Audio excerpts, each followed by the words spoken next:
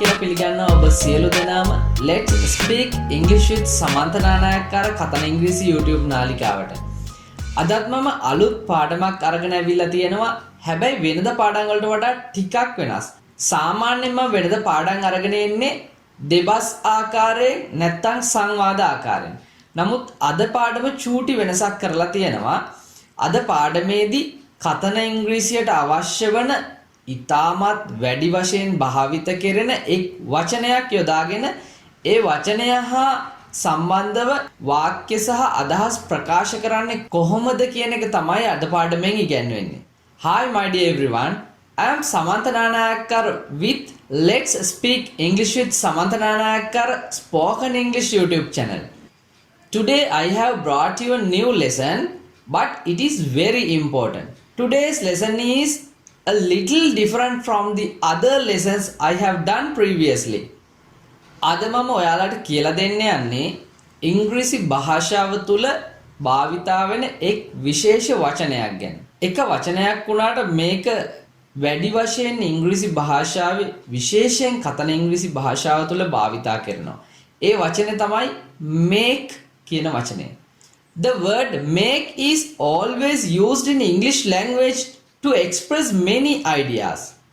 And also the word make is formed for several forms to express ideas. Today we are going to learn how to use the word make in the past tense, in the present tense or in the future tense. We have to understand very clearly what is the usage of the word make. So without wasting much time, let's get started on it. මේ ඉංග්‍රීසි භාෂාවේ තියෙන make කියන වචනේ පුංචි වචනයක් වුණාට මේක ඉංග්‍රීසි භාෂාව ඇතුලේ විවිධ තැන්වල විවිධ ආකාරයෙන් ඉතා වැඩි වශයෙන් භාවිතා කරනවා. මෙම වචනය වර්තමාන කාලයෙන්, අතීත කාලයෙන් හෝ අනාගත කාලයෙන් අදහස් ප්‍රකාශ කෙරෙන්න නිරන්තරයෙන් භාවිතා කරනවා. ඒ නිසා මේ make කියන වචනය ඉංග්‍රීසි භාෂාව තුළ භාවිතා කරන ආකාරය, ඒක යෙදෙන වාක්‍ය රටාවන්, ඒක යොදාගෙන අපි කතා කරන්නේ කොහොමද කියන එක අද මේ පාඩමෙන් සාකච්ඡා කරනවා. එහෙනම් කාලය නාස්ති කරන්නේ නැතුව අපි අපේ පාඩමට යමු. Then without wasting much time, let's get started on it.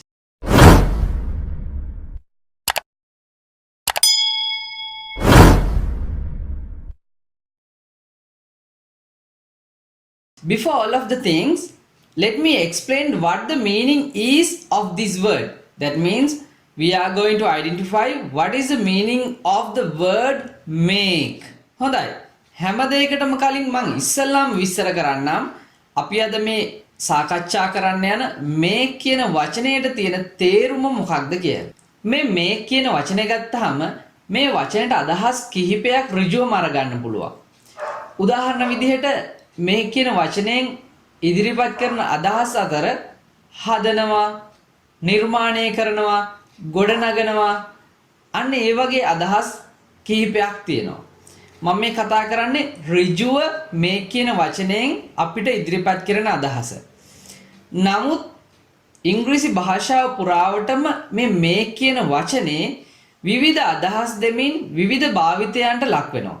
අද මේ පාඩමෙන් අපි උත්සාහ කරන්නේ make කියන වචනයට තියෙන ඍජු තේරුම අවබෝධ කර ගැනීමට අමතරව මේ make කියන වචනය විවිධ අවස්ථාවන්හිදී කොහොමද භාවිතා කෙරෙන්නේ, නැත්නම් කතන ඉංග්‍රීසිය තුල make කියන වචනය කුමන ආකාරයෙන්ද භාවිතා වෙන්නේ කියන එක සාකච්ඡා කරන්න තමයි අපි උත්සාහ කරන්නේ.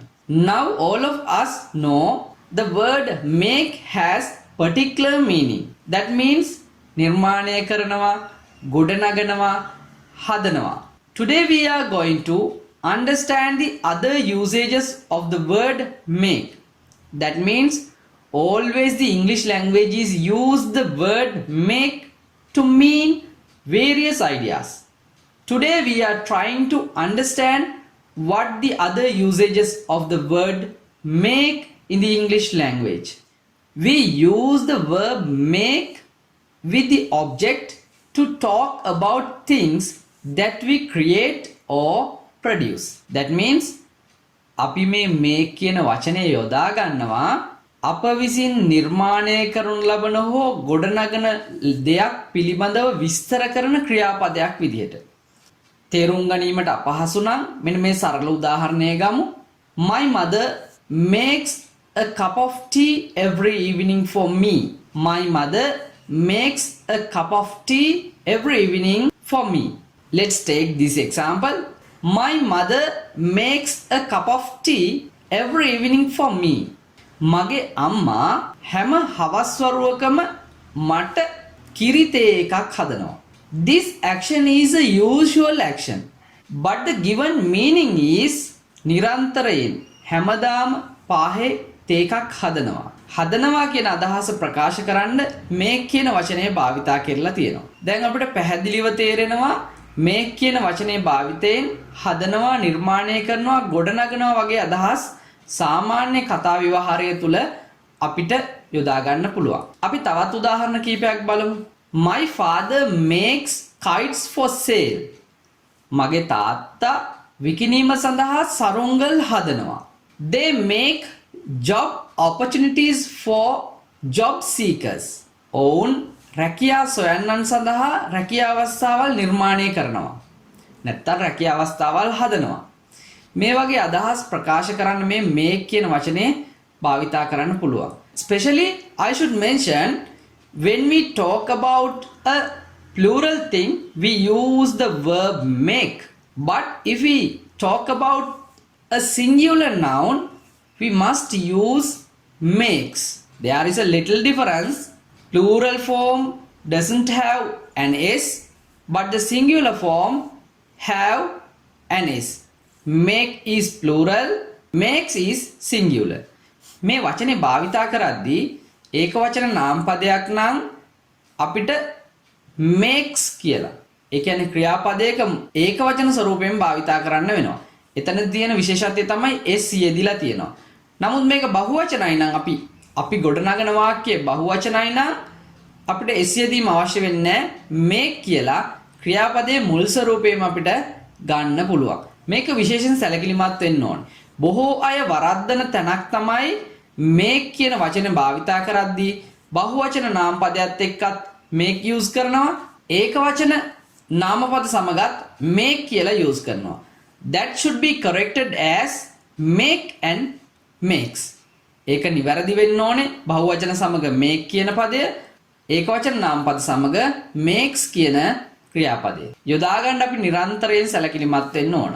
Now I am going to explain about the other usage of the verb make.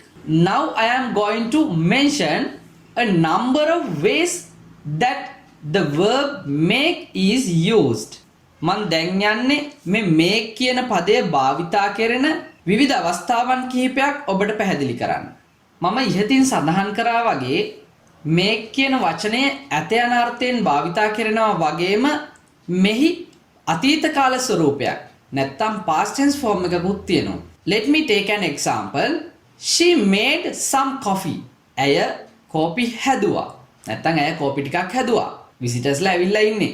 Some visitors have come. So she made some coffee. ඇය කෝපි ටිකක් හැදුවා.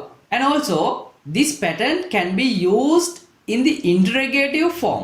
මේ කියපු ස්වරූපය ප්‍රශ්නවාචක වාක්‍ය තුලත් යොදා ගන්න පුළුවන්. Please look at this example.